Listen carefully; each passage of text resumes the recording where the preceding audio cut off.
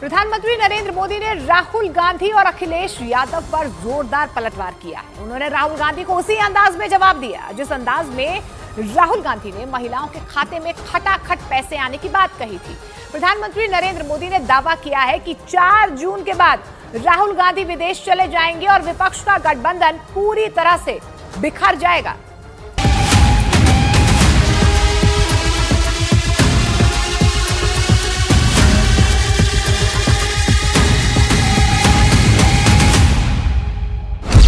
बाकी 3 चरण, अब खटाखट वाला रण। रायबरेली की जनता भी खटाखट खटाखट खटाखट भेजेगी घर। निशाना धार धार, खींची खटाखट पर तलवार। 8,500 रुपए महीने का खटाखट खटाखट खटाखट उनके बैंक अकाउंट में जाएगा। चुनावी लड़ाई में भीषण उबाल। 400 पार कहने वाले लोग हैं, उनको देश की 140 करोड़ जनता 140 सीटों के लिए तरसा देगी। चुनावी लड़ाई खटाखट खटाखट। प्रधानमंत्री नरेंद्र मोदी का खटाखट वाला निशाना। उत्तर प्रदेश की चुनावी रैली में हुंकार भरते हुए प्रधानमंत्री नरेंद्र मोदी ने राहुल गांधी और अखिलेश यादव पर जोरदार हमला किया। उन्होंने कहा कि 2 शहजादों को लगता है कि देश का विकास गुल्ली डंडे का खेल है। महलों में पैदा होने वाले इन शहजादों को ना मेहनत की आदत है और ना ही नतीजे लाने की। इसलिए कहते हैं देश का विकास अपने आप होगा। और कहते क्या है, विकास कैसे होगा? बोले खटाखट खटाखट।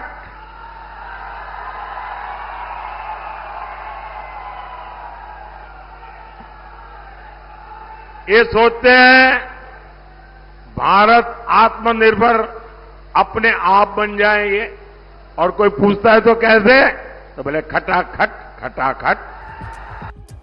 प्रधानमंत्री नरेंद्र मोदी यही नहीं रुके।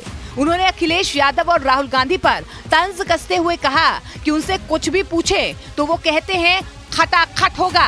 उन्होंने कहा कि 4 जून के बाद दोनों की विदाई होगी खटाखट खटाखट और ये विदेश में छुट्टी मनाने निकल जाएंगे खटाखट खटाखट। रायबरेली की जनता भी खटाखट खटाखट खटाखट भेजेगी घर। अमेठी से गए, रायबरेली से भी जाएंगे। साथियों, देश चलाना सोने की चमच लेकर के पैदा हुए बच्चों का खेल नहीं है। 4 जून के बाद मोदी सरकार बनेगी तो आपको पता है और भी बहुत कुछ होगा। बताओ क्या होगा? बताओ। ये इंडी गठबंधन टूट करके बिखर जाएगा खटाखट खटाखट।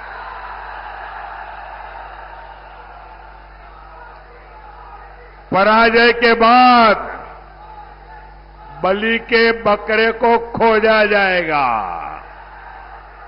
खटाखट खटाखट। और शहजादे,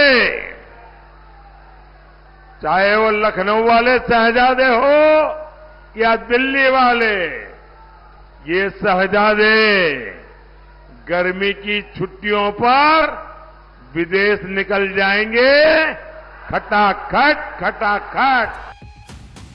अब आपको बताते हैं कि चुनावी रण में खटाखट वाली राजनीति की शुरुआत कहां से हुई। कुछ दिन पहले राहुल गांधी ने झांसी में एक बयान दिया था।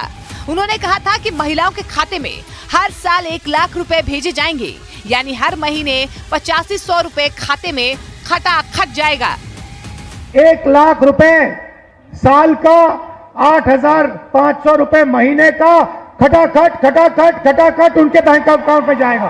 और हमारे जो युवा हैं जो आज सड़कों पे घूम रहे हैं, इंस्टाग्राम फेसबुक देख रहे हैं, उनके बैंक अकाउंट में साल का 1 लाख रुपया, 8,500 रुपए महीने का ठकाठक ठकाठक ठकाठक ठकाठक हमारी सरकार डालेगी। राहुल के इस बयान के बाद सियासी पारा हाई हो गया है और प्रधानमंत्री नरेंद्र मोदी ने राहुल गांधी को उन्हीं के अंदाज में जवाब दिया।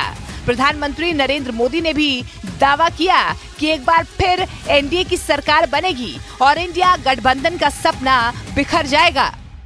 इंडी गठबंधन वाले देश से भाजपा एनडीए की स्थिर सरकार हटाना चाहते हैं और इनके पास सरकार चलाने का क्या फॉर्मूला है? इनका फॉर्मूला है 5 साल में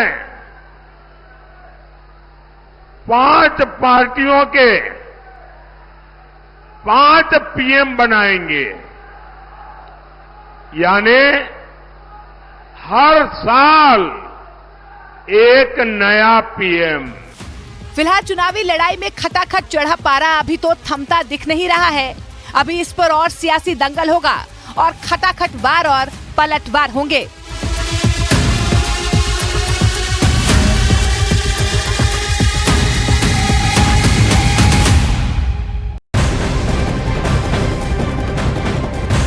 और इस बीच बड़ी खबर, आज मुंबई में एनडीए अपना शक्ति प्रदर्शन करने जा रहा है। शिवाजी पार्क में आज प्रधानमंत्री नरेंद्र मोदी रैली करेंगे।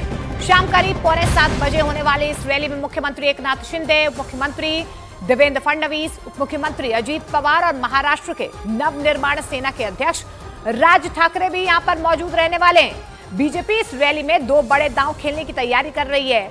इस रैली में जहां पर महायुति की तरफ से आखिरी शक्ति प्रदर्शन किया जाएगा, तो वहीं इस रैली में एमएनएस प्रमुख राज ठाकरे प्रधानमंत्री नरेंद्र मोदी के साथ मंच साझा करेंगे। महाराष्ट्र में अब सिर्फ 13 लोकसभा सीटों का चुनाव शेष बचा है। इसमें मुंबई की 6 लोकसभा सीटें शामिल हैं। उत्तर प्रदेश की आजमगढ़ लोकसभा सीट से बीजेपी उम्मीदवार दिनेश लाल यादव उर्फ निरहुआ ने गाना गाकर अखिलेश यादव पर तंज कसा। उन्होंने अखिलेश यादव और उनके भाई धर्मेंद्र यादव को भगोड़ा बता दिया। विपक्षी गठबंधन ने आजमगढ़ लोकसभा सीट पर समाजवादी पार्टी के धर्मेंद्र यादव को बीजेपी के निरहुआ के खिलाफ मैदान में उतारा। वहां 25 मई को वोट डाले जाएंगे। लेकिन बढ़ते तापमान के साथ वोटिंग से पहले आजमगढ़ का सियासी तापमान भी बढ़ गया। बीजेपी उम्मीदवार और भोजपुरी गायक दिनेश लाल यादव उर्फ निरहुआ ने गाना गाकर अखिलेश यादव पर तंज कसा।